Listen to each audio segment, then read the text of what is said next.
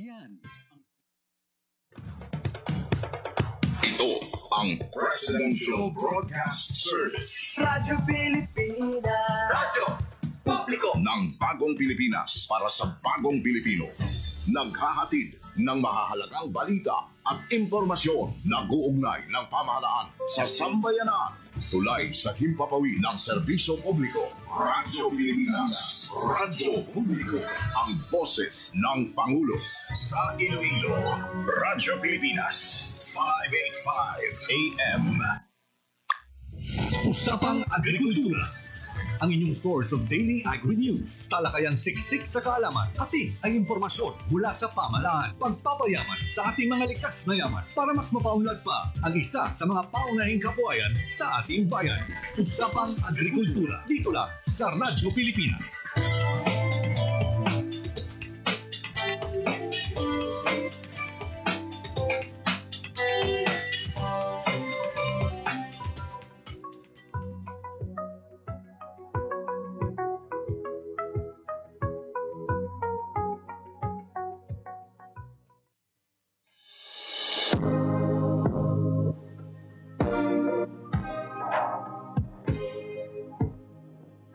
Sprang from a dream to restore the livelihood gravely hit by Super Typhoon Yolanda in 2013, Tabok Fisherfolks Association, or TAFA, came about equally carrying a burning commitment to work up their way to recovery.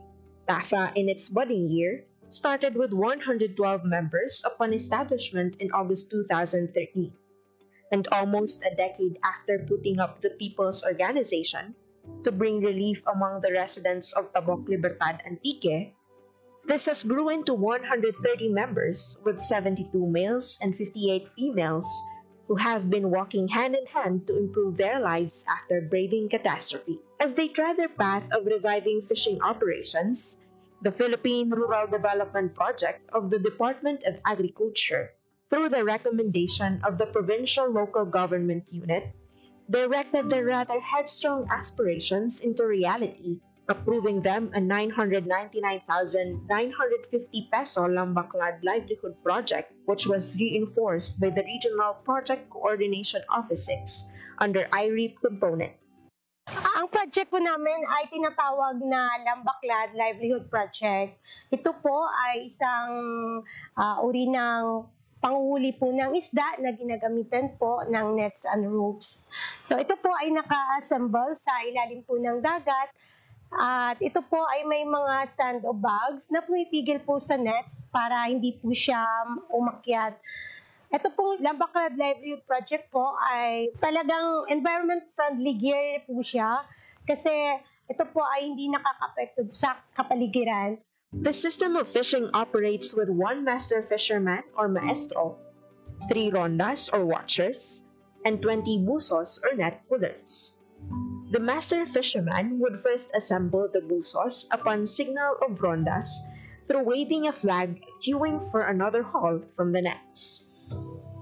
Upon collection of the catch, the busos are then looking into their nets for damages and fixing them at once before they would hurl the nets for another pull-in, done 2 to 3 times per day. On the pursuit of reviving their daily source of income, the association observes a number of best practices, upholding their unifying goal to increase the income of the members by at least 59% annually, from 30,000 pesos to 47,834.11 centavos. Provide employment to at least 30 persons in the locality, and increase membership by 5% annually. On top of their initiatives are best practices. TAFA incorporated a weather monitoring mobile application, Windy, which helps them keep the weather in check for conditions that would possibly affect their operations, owing to the core of their association of restoring the livelihood devastated by typhoon. Members, particularly the fishermen crew, were trained and educated to make use of the technology at their advantage. It is being regularly monitored and cross-checked for accuracy and efficiency. Further, among the maintenance practices likewise observed were the monthly nets off or the suspension of fishing operations intended for net cleaning upon accumulation of moss, which lasts for a week, and a total nets off lasting for a month. Ang lambaklad po ay nagsisimula po siya ng January to May. And then may totally nets off po kami na tinatawag pag June to September. Kasi yung time po ng total nets off is habagat po siya dito sa place namin. So magre-resume po yung aming operation September up to May uli. Tuwing totally nets off po, bali ang ginagawa po ng aming mga members ay ang kumpunin po yung aming mga nets, lilinisan po siya, tatanggalin po yung mga lumot, at i-repair po yung mga balsa, yung aming mga pamboat kung may sira po, para po maka-prepare din po para sa operation po namin sa susunod po na mga buwan. So sa time po na total nets off, meron din po kaming capability building, mga trainings na kinakandak po namin para tuloy-tuloy po yung aming kaalaman. Kung kahit wala kami pong operation, tuloy-tuloy po yung aming kaalaman para po sa pagpapatakbo po ng aming project. Now clocking to its 10th cycle of operation, the Lambaklad Livelihood Project has shown continued increase in sales since 2018, having 6,718.61 kilograms of fish catch, which translates to 506,084 pesos recorded sales in its first year, and 8,952.70 kilograms of fish catch, translating to 995,221 pesos in 2019, and 9,971.85 kilograms of fish catch, which translates to 1,138,652 pesos in 2020, and 11,485.45 kilograms of fish catch, translating to 1,579,948 pesos in 2021, and 33,340.30 kilograms of fish catch, which translates to 4,380,256 pesos in 2022, respectively. Being an established organization, the profit-sharing scheme is being employed with the association, firstly compensating the rondas on duty for the day with 10% from the gross sales, whereas a weekly 30% are utilized for the fisherman crew and the remaining 60% for the association share. With TAFA's civil society organization accreditation, various grants from the regular programs of the Department of Agriculture came their way and have been an additional income-generating activity among its members. Few of these are trading capital assistance amounting to 332,100 pesos under the DA Ahmad 6, various support to enterprises, supplementing the trading capital for fish buying and selling activity of TAFA last November 5, 2021.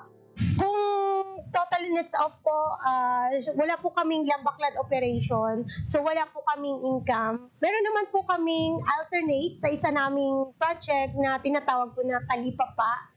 Ang TAFA Talipapa po ay binigay din po sa amin ng regular fund ng DA na ginamit po namin para sa pagbili po ng mga isda, gulay, manok, mga karne sa mga local farmers po namin dito sa aming barangay. Yung purpose po talaga niyan is para makatulong din po sa aming mga local farmers na mabili po ang kanilang mga produkto. Nakakatulong din po yung aming Talipapa project para po sa community po namin kasi medyo malayo po kasi yung place ng bayan po namin na pumunta pa sila doon para bumili po ng kanilang mga kailangan sa kanilang mga bahay. Dahil meron na po kaming Talipapa, usually dito po talaga bumibili, lalo na po yung mga members po namin. Tanatangkilik po talaga at ng mga kalapit po namin ng mga barangay. This is coupled with the enhanced kadiwa ni Ani at Kita financial grant assistance under Type B category or logistical support, amounting to 1 million pesos for the procurement of their own delivery truck to address the challenges in delivering their product to the market due to frequent lockdowns during pandemic. And in 2023, Another enhanced Kadiwa grant amounting to 1,500,000 pesos for the procurement of equipment, materials, and labor for the expansion and operations of Lambaclad Enterprise is underway. With the expected expansion of the enterprise, it aims to employ another 20 fishermen and would open employment among the residents of Libertad Antique. Notably, as the association eyes for sustainable livelihood, they allocated 40% of their income as contingency fund, as maintenance of their fishing equipment, and as allocation for the planned expansion of the livelihood project. Para po sa aming contingency plan, meron po kaming nakalaan po na 40% mula po sa aming gross sales. Ito po ay tinatabi po talaga namin para po may magamit po kami sa maintenance po ng aming Lambaclad project. Ito rin po ay gagamitin po namin kung sakaling magkakaroon na po kami ng time na kami ng expansion para sa isa pong unit ng aming Lambaclad. Born from a steadfast desire to recover from the damages brought by Super Typhoon Yolanda, the Lambaclad Livelihood Project has stood on its feet and has been serving hope with the fisher folks of Libertad Antique with the help of the Philippine Rural Development Project, Regional Project Coordination Office 6, DA AMED 6, and the Provincial and Municipal Local Government of Antique.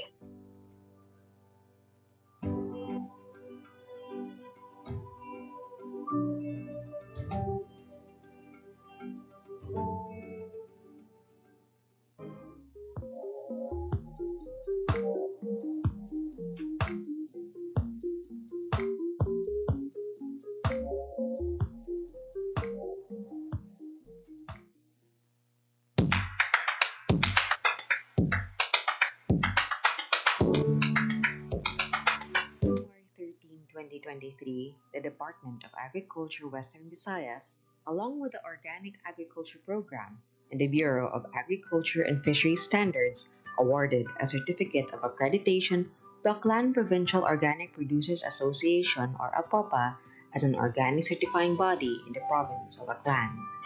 Being accredited under the Participatory Guarantee System, the APOPA performs necessary inspection as a legal entity of DA Bureau of Agriculture Standards. In behalf of the agency, APOPA's core group is responsible to verify that the product being sold or labeled is organic. Magandang umaga. Ako nga pala po si Angel Reyes III. Ako po ay farmer at ako ay ang may-ari po ng Granada Verde Farm na dito po sa Batan, Aklan. Maraming pumasok na mga oportunidad at mga benepisyo sa hindi lang sa akin pero sa mga kasamahan ko dahil nga sa aming pagpursige sa Participatory Guarantee System. Tumulong talaga na mabigyan kami ng financial na assistance. Maliban rin po doon, maraming mga programa na idinaan po sa aming grupo. Mas nagkaroon kami ng lakas na loob na makapadiretso sa aming mga kliyente at sabihin na totoo po kaming organiko. Sa mga kasamahan ko ng mga magsasaka, totoo na mahirap talaga ang farming pero sa umpisa lang yan. Marami na po tayong mga teknolohiya at mga learning na pwedeng maibago natin ang mga lumang tradisyon ng pagsasaka. Pwede mong pagnegosyo ng farming. Lalo na sa organic na pamamaraan na kung saan maliit lang ang iyong ginagastos. Kailangan lang natin makapag-connect at makipag-communicate sa ating Department of Agriculture. In the municipality of Aklan, the APOPA core group certified 2 women organic practitioners who both engage in organic chicken production. Magandang umaga, ako si Abigail Navarra from Puno Katibanga, Aklan. Malaking tulong po yung nabigay ng APOPA sa amin dahil po nakatulong sa aming pamilya, sa self ko at sa environment po. Malaking tulong po yung ibigay ng region sa aming certified na farm dahil po meron silang livelihood na binigay sa amin. Yun po is nakatulong sa aming pamilya at sa self ko at sa environment po. Bihira lang ngayon ang mga kabataan na nagpa-farming dahil yung income daw ay mababa lang. Doon ka sa field, nainitan, parang ayaw na humawak ng mga lupa dahil madumi daw. Di nila alam nga doon yung malaking kita sa pagpa-farming. Dahil pag sa farming ka is hawak mo yung oras mo, wala kang amo na nag-uutos sa'yo. Farming is dyan, enjoy ka. malaki yung kita mo. At sa mga kabataan, sana po ay mag-engage ng pagpa-farming dahil po tayo po ang pag-asa ng bayan dahil po yung mga farming sa ngayon ay matatanda na at tayo ay susunod na magiging magsasaka. Magandang araw sa lahat. Ako si Maricel Barrera Buho. So, sa tulong po ng programa ng DA, malaki pong tulong sa amin bilang magsasaka when it comes to our resources like mga materials po, mga net, mga bamboo, mga nipahat. Malaking tulong po sa amin yung bilang magsasaka at lalong-lalo na po yung incubator na mas mapabilis namin maparami yung aming mga manok. Wala po dapat space ang kahirapan sa atin kung tayo lamang po ay masipag. Naniniwala po kasi ako na kapag gusto mo umangat sa buhay, kailangan mo magtrabaho. Kung mayroon kang dream or adhikain para sa iyong family, I have to work for it. So, as mother, mataas yung pangarap ko sa aking anak. At gusto ko rin magiging co-partner ng aking asawa. Kailangan ko mag-initiate kung anong dapat kong gawin para mapaunlad lalo yung aming pamilya. So, sa pamamagitan po ng farming, gusto ko rin pong mag-inspire sa ibang mga nanay na kung saan gusto nyo makatulong sa inyong asawa, gusto nyo maangat ang iyong antas ng iyong pamumuhay, gusto nyo mapatapos ang iyong anak sa pag-aaral, kailangan nyo rin pong gumalaw. Ang aking pong mensahe sa DA family ay taos-puso po kaming nagpapasalamat sa inyong suportas, kaming mga maliliit na magsasaka. Ang inyong mga tulong po ay malaking tulong sa amin para mapaunlad ang aming mga pamumuhay. At sana po ay marami pa po kayong matulungan kasi ang inyong pong programa ay napakaganda. Mula po sa akin personally ay nagpapasalamat po ako sa inyong tulong.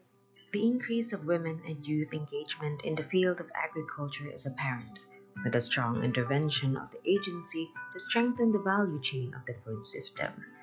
Young women highlighted employment opportunities, increase in income, developed skills in organic farming, and overall resilience.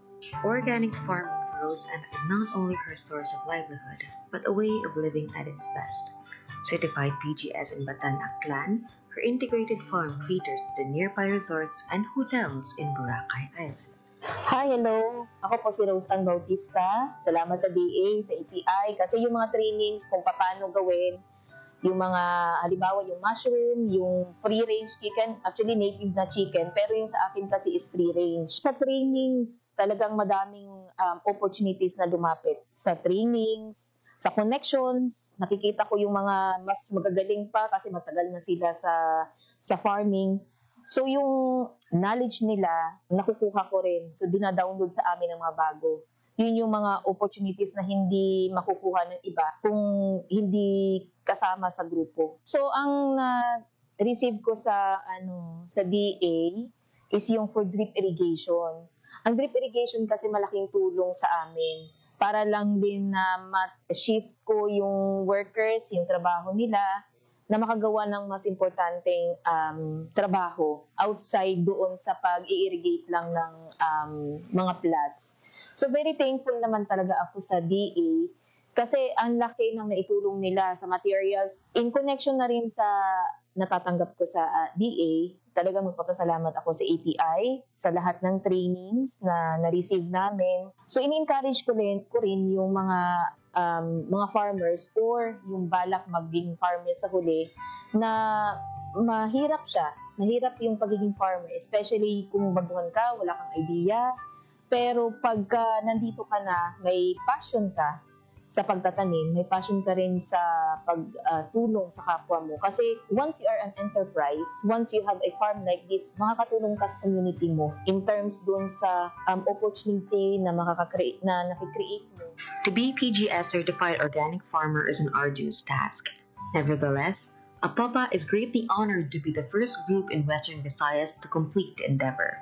Forming the group of organic practitioners brought them together in coming up with one goal, which is to become a certified producers, marketers, and develop healthy products that is visible to a bigger market.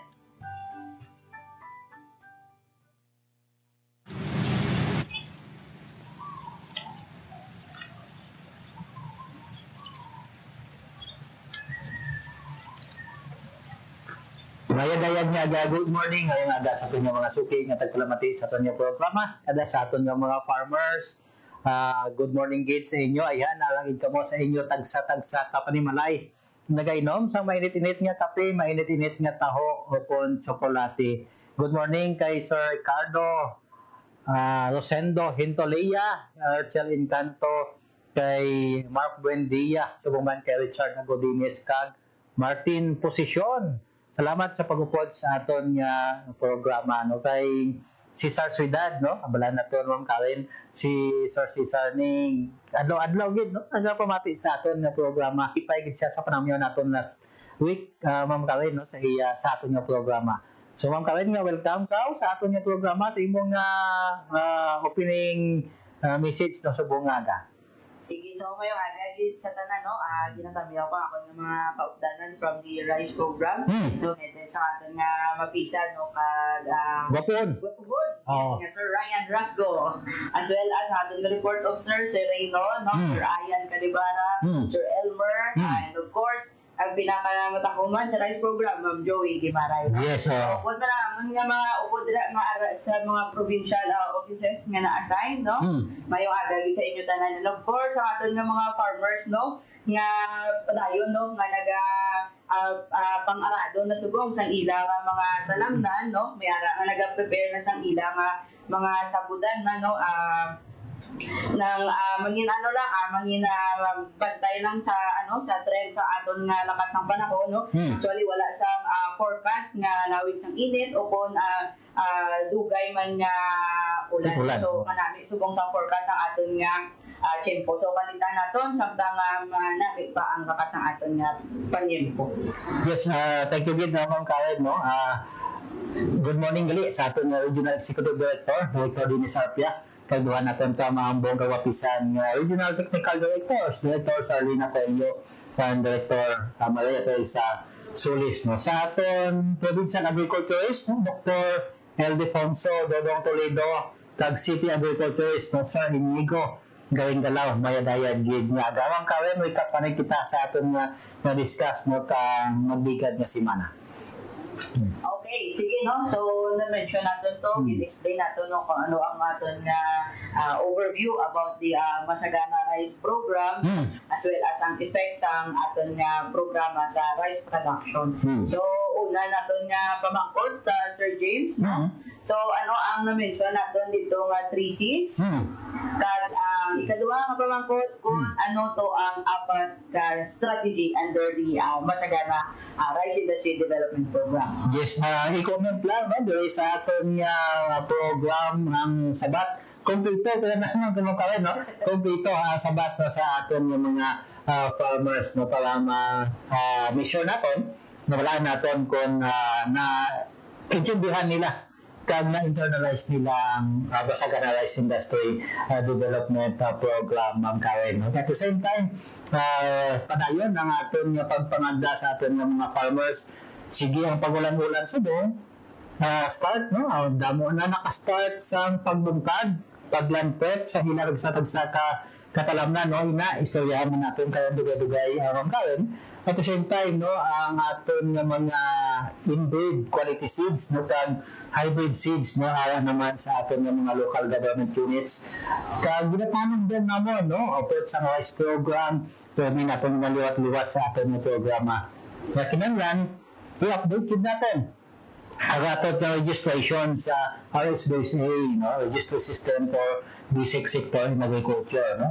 Hindi kita magkalipat na magbisita, maghapit sa opisina sa Municipal Agriculture o kung mag-text, mag-hi hello, no? Sa aton nga mga wapahon kag wapuhon nga agricultural extension workers, no? Sa aton nga mga kabanwahanan. Although nga nagalibot-libot sila, Ma'am Karen, no, sa mga kabarangayan, mas maayo gid nga makonect naton kag ma-renew naton ang aton relasyon sa ila. Bisan paagi lang sa haylo sa text, amo yun na ka-importante ang gatawag naton nga relasyon, no, sa aton nga mga agricultural extensions, no. Kung ang bagay nila Ma'am Karen, magsiling ka na kadto ka sa barangay, you eat with the farmer, no, you go with the farmer, no. Dapat amiguhon naton ang mga para nga epektibo kita nga tagadala sa teknolohiya sa ilan. Kaya gina-encourage kita sa ating director na tinanan climate resilient and science-based technologies ang aton nga i-impart no, sa aton nga mga farmers. No? Last week na-discuss mo natin mga karin ano ang epekto sa Masagana Rice Industry. Masagana Rice Industry Development Program siyempre lipay kita, no? Nagtaas ating yield, at the same time, production, no? Nagtaas, kadang adaption sa ating farm mechanization, amat-amat na gid nga nagasingkin. Mga isang kakulangan sa labor force, mong kaya no, manual labor force na mag-aumpra sa atin na talagang. Ano ay ang causing yung kaya Yes. Oh. Sa tawag kita sa dapat hindi lang pag-mention. O kung baka pila kita sa COVID-19. So tapos of course, no, hindi properly mo utilize sa mga farm equipment. Ano nakakulang kita sa labor force sa ulungan. It's because of course, man siguro Sir James, no, atong trend sa technology, no. So mas maayo nga i-maximize natin utilization. Paggamit sa atin nga mga farm machineries nakaposisyon naman na ara sa inyo. Kung available man na. Subong na 2025 ng kayo, no?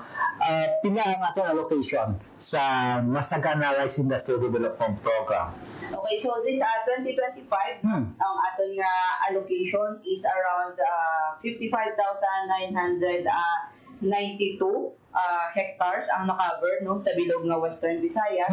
So ang breakdown sini may ara kita covered nga area of 1,500 hectares sa province of Aklan, 5,844 sa province of Antique, then 10,003 hectares sa province of Capiz, 782 hectares sa province of Guimaras, 27 hectares, 863 sa province of Iloilo, and 10,000 hectares sa province ng Negros Occidental, no? So included pagyapon, no, ang probinsya sa Negros Occidental for this year, 2025, no? Please take note, no, kay ang budget gyapon sa Negros Island region katunga awit ng gyapon no, there is aton Western Visayas. That's why included ng gyapon sa aton na target allocation, no, ang probinsya sa Negros Occidental. Ano may pinakadako nga allocation man karon?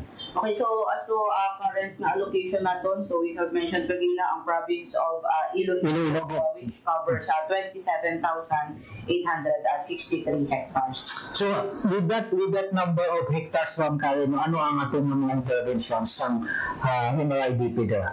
Okay, so ang package of intervention natin, no, or subsidy under the MRIDP is ang ating 15 kilograms na hybrid seeds, that is per hectare, no? 15 kilograms per hectare. Paupod ang isa kasakong urea, 50 kilograms per bag.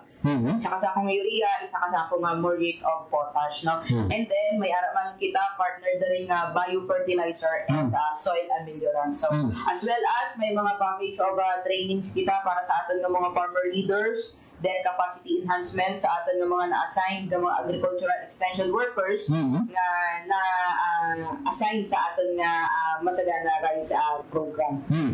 For the inbreed seeds, pila ka bags ang atong allocations ng Karen? So same as true ang allocation sa inbreed, no? Ang allocation natin nga at 40 kilograms per hectare. Per hectare, wow. So take note, no, sa ating mga listeners, no, sa ating mga viewers, no, for the hybrid seeds, 15 kilos, no, 15 kilos ang ating allocation per hectare, no. Damo ang hindi gawa magpati, no, kung hindi makumbinsido ang Karen, no, na makaigo ang 15 kilos, no, makaigo ang 15 kilos sa ating isa kang hektarya. But madamo naman sa mga farmers natin ang nakapamatuod na nakaigo, nakasubra pa ganang iban, nakaigo ang 15 kilos sa atong 1 hectare kag nakapatubas sila sa damo, no, sa atong 15 kilos, no. Take note, kung gamay atong seeds na nagamit, gamay na less man ang aton production input, no, kay amo lang na ang aton kadabuhan nga seeds nga mabakal, no, although na mas mahal ang hybrid compared sa inbreed, but still, no, ang production comparable man nga mabenepisyohan nato o magkanansahan sa aton nga mga farmers, no. Shout out kay Sir Salmi Ohario, isa sa mga farmers niya, no, ang nagapamatuod kaya sa tanan naton ng mga FCAs no, nga nag-increase na sa paggamit sa mga rice transplanter, no, kay Ma'am Helen Bolivar sa Mina, no, salamat sa inyo pagpursige sa Mina Federation of Farmers Association, no, sa Banwa sa Mina, Iloilo, na first ring ang ilang paggamit sa aton mga rice transplanter behind ka-grading type, no, kag nagapamatuod gid na makaigo ang 15 kilos, no, kay Sir Gilbert Timba, no, sa Pututan, shout out man sa bungan sa Kay Murphy Kinlat sa Dili, shout out man, no, sa Rumanggas man kayo may nagagamit man sa rice transplanter. Yes sir, so under sa Pulao, multipurpose cooperative, so isa ay Paulan, no. So utilize na nila ang aton nga mga farm machineries, no? Ang transplanter, no, ginagamit, and then mga granular applicators. Pustusan, no, ang aton nga advokasya, no, nga gamiton gid naton ang mga rice transplanter, no, kay wala naton man kayo ng iban nga mga kabanwahanan may aya sila ng mga transplanter, no, to underutilized, no, ang hindi nga mga farm implement. Testingan naton kung hindi kita kahibalo magpakigamot lang sa seedbed. Maramo ang isa ka constraint siguro man kayo nakita naton kag usually nga feedback sa aton, no, na mga extension workers is ang preparations sa seedbed, no, paano bala eksakto nga pag-prepare sa aton nga sabod, no. So pwede kito mo makapagigangot sa amon, no, o sa aton ng mga municipal agriculture office para mapahapos o kung may mga innovasyon kita, may mga practices kita man karon nga pwede naton i-adapt sa inyo tagsa-tagsa ka mga lokalidad, no. Istoryahan na lang na ang kinanglan mo karon.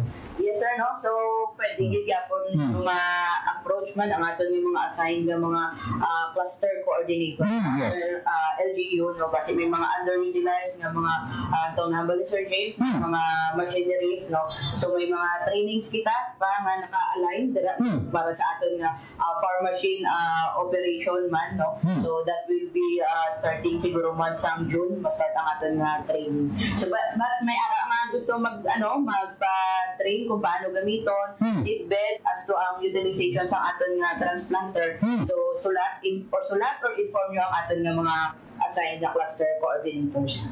Nasambit mo kay naman Karen, no, nga one of the activities, no, nga ginapatigayon naton sa Masagana Rice Industry Development Program ang pagcapacitate naton sa aton nga mga agricultural extension workers kag local farmer technicians, mga farmer leaders naton. Ano ini nga capacitation na activity naton ng Karen? Okay, so as the activity sa aton nga MRIDP, no, so may ara kita nga mga target training para sa aton nga mga farmer leaders. So ang aton nga mga farmer leaders amo ni ang aton nga leaders, no, from the organized rice clusters, and then region-wide may target kita 5 batches, so 4 na ka-batch ang conduct, no, may remaining pa nga isa sa province of Iloilo kag Guimaras na. So ang venue naton is diri sa Iloilo, and then for the capacity enhancement naman sa aton ng mga agricultural extension workers, no, na na-charge under the Masagana, so may ara kita 8 batches, no, region-wide, and then ang nakandak na naton is 5 batches training na, so may ara pa kita 3 ka batch, no, that is for province of Aklan, 2 pa sa province of Iloilo. So ang mga topic na gin-covered naton today, no, sa aton training of trainers, no, is ang aton nga overview sa Masagana Rice Industry Development Program para further nga maintindihan nila kung nahanungod sa ano ang aton nga programa. Then ang introduction, no, naton sa aton nga morphology ng aton nga rice, and then ang growth stages, as well as naghatag kita sang slots, no, para sa orientation no on the seedling preparation.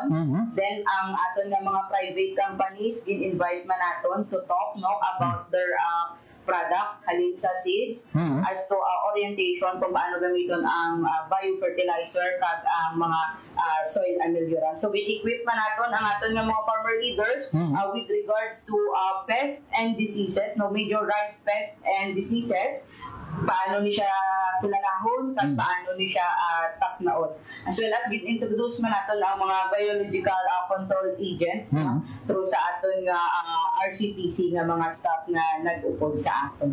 Kag importante sa kananan tayo, no? Intindihan natin sila, no, paano sila magsulat sa love letter. Yes, sir. So, love letter, no? Letter of intent, communication letters, presentation skills, no? Yes, sir. So, included na siya no, sa aton nga 5-day training sa TOT.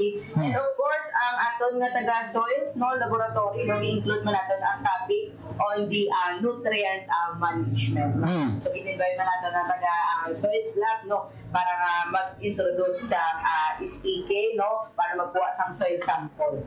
Importante gina nga subong nga tempo man karon nga naka-establish na kita sa aton nga first cropping season.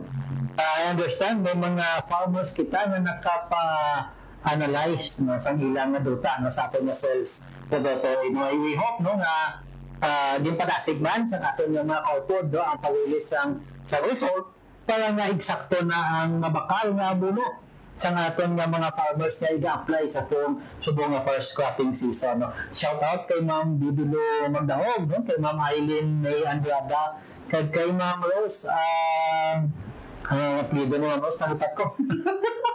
Basta, kay Romilo Kapitania, no? Congratulations, Romilo Kapitania. Sana mo kami hagadon magpangapi sa coffee break man, Sir Romilo.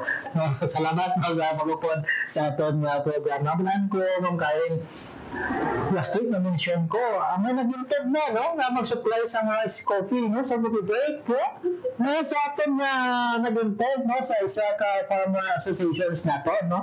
I-find mo gamay, no? Ang atin na packaging sa atin na rice coffee, no? Parang ma-presentable siya, kag kinalman namin, may damil ang atin na rice coffee, no? Kung i-serve na natin, itupad natin sa mga latte, mga napakaliiban nga ice coffee, mapilian no, ang aton rice coffee, Ma'am Karen. Shout out mo kay hindi ko natin kay sa Betak Bihod na aton nga Municipal Agriculture Fernandez, kay salamat sa mag-upod sa aton nga programa kadalagaan sa agriculture sa mga membro sa Batad Green Farmers Association kag Pulacan Farm diya sa Pasig City kay Ernio Pagal, no? Salamat sa pag-upod sa aton nga programa. Kay Ernio Sampani daw wala na ko kakaon sa tamis meron karon nabi ang tamis para sa kape sa coffee break. Pero ito kaon ka ba sa tamis? Ang gabi bla.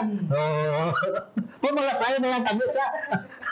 Ang tamis nga lang niya. Tamis lang nga niya. Wala tuon. Ang amo na tuon niya wala ting lasa. Ano na pa kaya kung cellphone? So, padayon kita na sa ato yung programa kadalagan sa agrikultura sa Tabisayan na Katungdan, no? Importante ang pagkapacitate nato, no, sa ating mga local farmer technicians kag farmer leaders, Ma'am Karen, no? So with this kung makumpleto na nato, no, ang ating mga target nga trainings, no, capacity enhancement sa sila group sa ating mga farmers, may target man sila, Ma'am Karen, na i-cascade ini o kung ipaalin pa ini sa ilang mga farmer members. Yes, Sir James, no? So, ang ginang aton nga pinaka after some training, muna ang pinaka main goal nato, no, nga ang gin-train naton nga mga farmer leaders, no, are obliged, no, nga i-cascade ang whatever nga learnings nga natun-an nila sa parehas man nila nga mga farmers nga uhaw sa mga knowledge, no. Nagipalapot dito sa iban ang ginagamit, proper na paggamit, sample sa aton nga mga biofertilizer, soil ameliorants, paano huluman ang binhi no sa aton nga mga hybrid rice varieties. Shout out kay Ma'am Roselyn Sotomel and Sir Noel Sotomel, no, at the same time sa kay Ma'am Marilo Gonzaga, no, sa Dingli. Salamat sa pagutod sa atong programa kadalagan sa agricultura. Ang target production ng yield natin ng current for 2025 na-discuss natin. Okay, so kung last sining 2024 nakakuha kita sa 4.09 tons per hectare, no. So this 2025 no kung kaluyan kabaguran kita sa kimpo, no. Ang aton na target yield nga gina-aim is around 5.5 tons per hectare. So, 5.5 tons. Yes, kaya tinangan natin dito mong gawin pataaso ng ating na target yield. No? Kaya nabasahan ko na si Plata, naglabay-labay sa ating na feeds. No? Ang data sa ating katuwang na opisina, no? Ang Philippine Statistics Authority, no? Nagbubuo ka na production for the first quarter, no? Compared natin nagligad na tuwig. No? Dapat sa mga factors na i-consider natin we're glad no, nga hopefully manilangin na ang chairperson sa agriculture sa Senado Mangkawen. Nagulit-gulit na conversion. At the same time, no, tanawon nato no kung ang advocacy banasa naton nabigad na bulan nga farmer director no sa Farmers Officer Folkman Sir Ben Mundiar ng mga idle lands kinahanglan hindi natin na productive no kung tuloy man ang natin target for expansion no matama natin sa palay matama natin sa mais kung ibang na crops mas mayo din Mangkawen no. So aside from these mga activities no we have mentioned soil ameliorants mga atong biofertilizers. No, we cannot name some brand no, sa ating mga biofertilizers, but these interventions is as vital no, sa growth stages sa ating italay mo kami. Yes, sir. No? So, well, anyway, no, ang aton tanan nga mga LGUs no may ginconduct kita nga mga briefing and orientations tanan nga mga LGUs no so nag-start siya sa last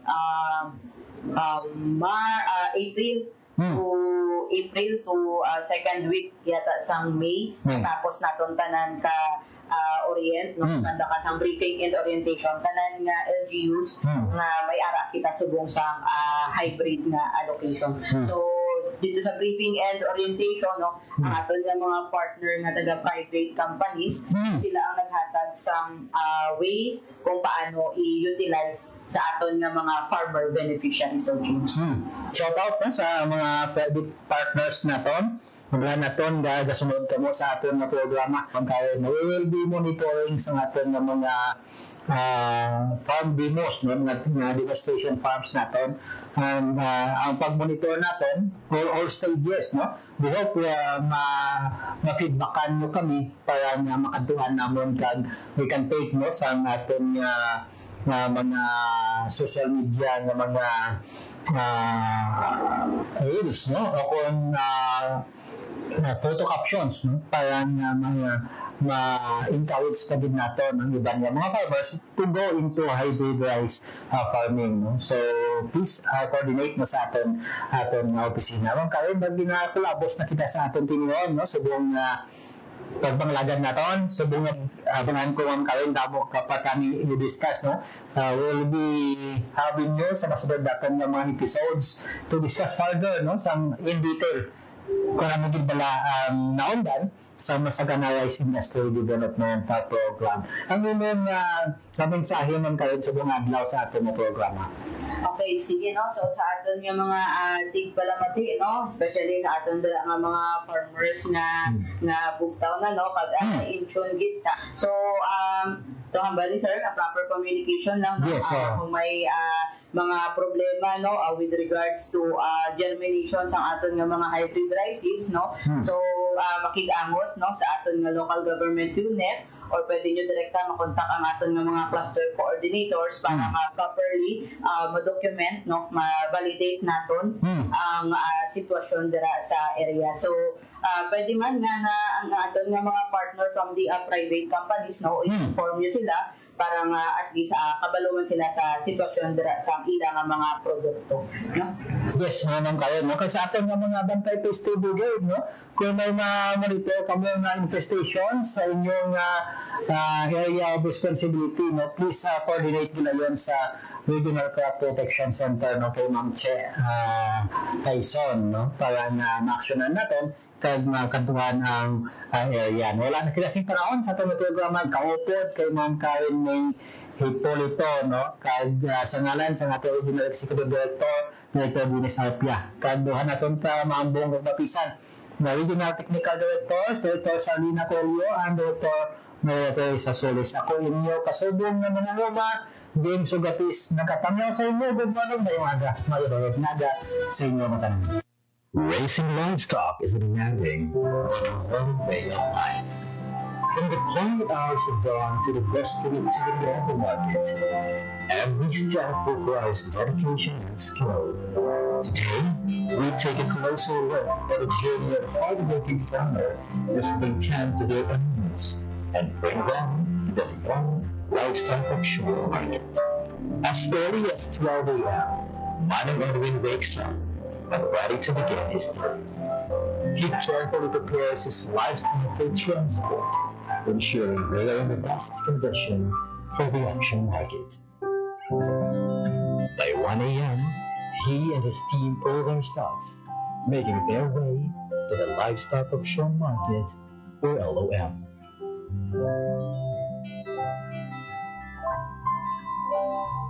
Selling livestock is not just about bringing animals to market. It's about careful selection and preparation to get the best price possible. Sellers and buyers start arriving, eager to engage in the bustling trade.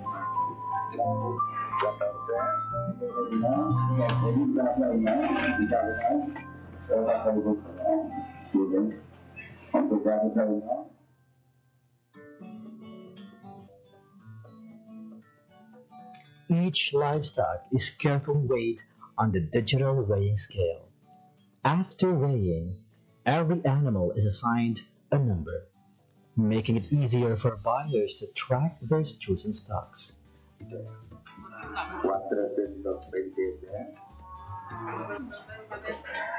Pag-abot isang baboy, before siya ikiluhon, gina-check anay ang iyang barangay certification. And then, hindi wise ang kinuhay nga matabo unless nga waay pa maabot ang buyer at saka while nga nagakilo katanaw man ang mga farmers na kung sa diin mabalaan nila kung pila ang kilo sa ilang baboy. After that, ang aton nga kuan, ang aton nga buyer makuha siya sa cash tickets o kung ang weighing slip nga sa diin dila ma-indicate ang kilo sa iyang baboy para nga i-presentar sang tag-iya sa buyer nga amo na ang kilo sa iyang baboy para nga ibayaran. The livestock class and weight are recorded for transparency and accuracy. At a livestock auction market, each stock is meticulously inspected by potential buyers.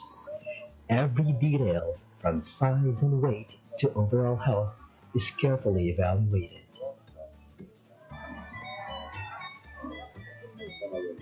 As the bidding process unfolds, buyers compete for the best livestock. In the end, the highest bidder secures the stock. We've been doing that. And also, the limited access of the traders, because of lack of promotion. And we have a long duration of transactions during that time. It took the personnel around 10 hours, just to complete the transaction or just to just to give the services to our clients as well, and also a limited revenue. I am appealing, nagapangabay ako sa mga pumuluyo natin sa Banwakang Leon that bunuligan natin dyan. Not only nga nag-benefit kita kang aton nga pangabuhian di dyan, kag ang aton lagi kada ginalantaw nga mas makabulig pagid sa economic ang aton pumuluyo. Kami naman di dyan sa munisipyo lokal kang Banwa Kang Leon, rest assured that we will do our best as mayor of this town. Himuon naman ang tanan-tanan para mas ma-improve pagid kag kilalahan ang Banwa Kang Leon, not only the summer capital of the province of Iloilo and the fruit and vegetable basket of Iloilo, but the livestock hub of the province and the whole Philippines. From a small trading post at the back of the municipal hall to a thriving livestock auction market in Barangay Talapungan, Leon Livestock Auction Market has continuously adapted to the needs of farmers and traders. With the support of the Japan 2KR project and local government investments, the market has undergone major upgrades.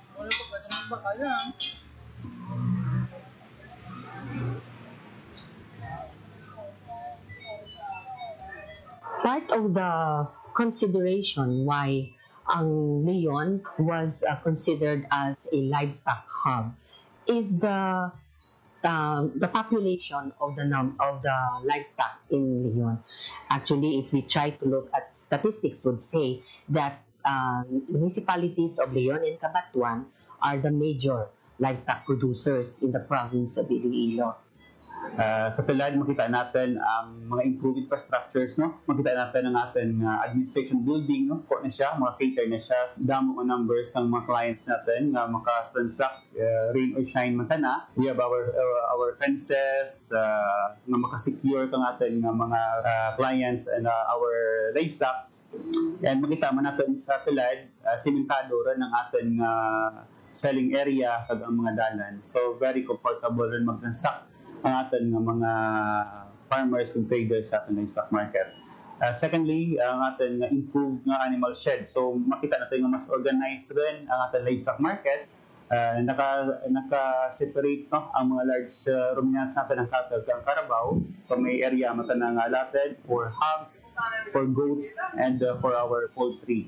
Sa PhilAd, we're very fortunate na may digital ang kita, no? And calibrated na weighing scale. Kung sabihin na mas transparent yung tana in terms kilo, no? Makita rin di farmer once kilo ng sapat, no?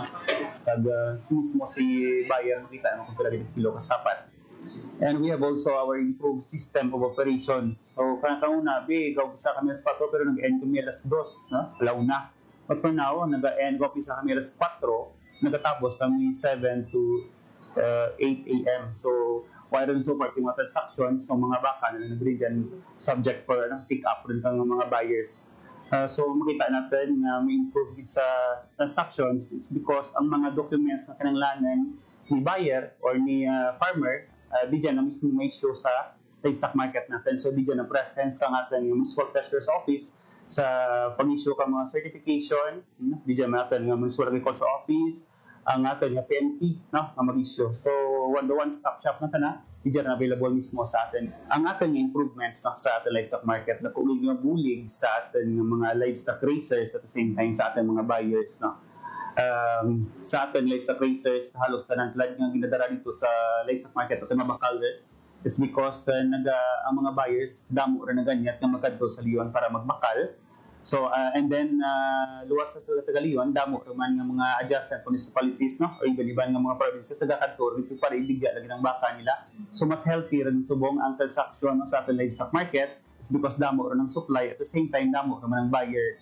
Okay. So, in terms of sustainability, no, ang ating local government unit, nag-appropriate ng kang budget no, para sa maintenance ng operation, no? Kag-facilities lang natin yung livestock market. So, that's why, every year may mga development kita makita sa ating livestock market. And nag-focus man si ang ating mayor sa mga personnel kung saan diin nag-provide the batang ito dyan, no, kaplantilya na mag-operate no, o mag-handle kang ating livestock market. So we have 5 personnel no, na-assign dyan and under the management no, kang Municipal Agriculture Office.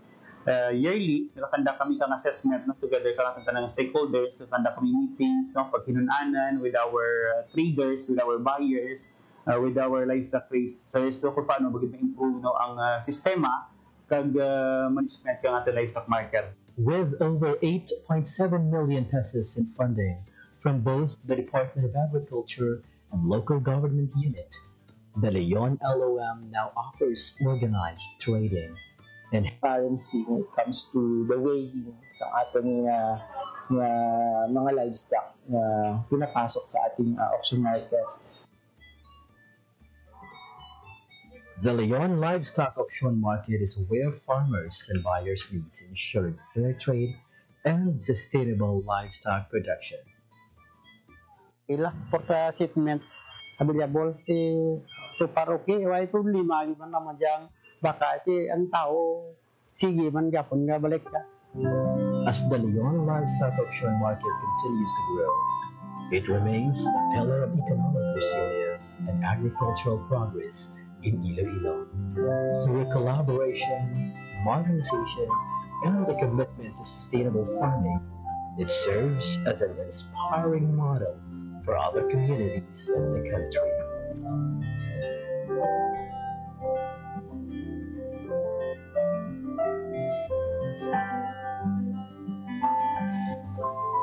Hatid ay balita, impormasyon at sari-saring kaalaman tungkol sa sektor ng agrikultura sa ating bayan. Usapang Agrikultura kasama ang Department of Agriculture. Alamin ang mga hakbang ng administrasyon para mas mapaunlad pa ang iba't ibang industriyang agrikultural at pakinggan ang mga proyektong handog sa mamamayan upang mapalago ang kanilang mga kabuhayan. Usapang Agrikultura, Lunes hanggang Biyernes, alas 5 ng umaga, dito lang sa Radyo Pilipinas.